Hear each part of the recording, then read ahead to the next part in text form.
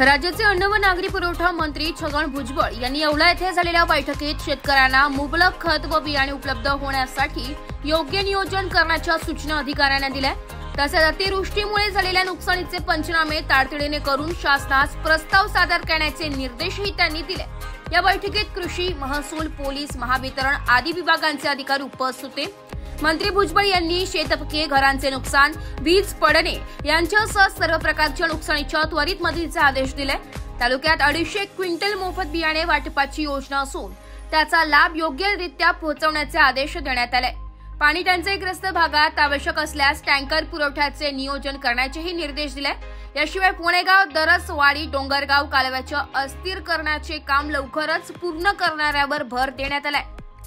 तसेच शहरात वाढलेल्या चोरीच्या घटनांचा घेतलेला आढावा, पोलीस चौकीतील कर्मचाऱ्यांची नेमणूक व वाहतूक कोंडी निवारण्यासाठी उपाययोजना करण्याचे निर्देशही मंत्री भुजबळ यांनी यावेळी दिले। ब्युरो रिपोर्ट, नाशिक लोकशाही न्यूज, नाशिक।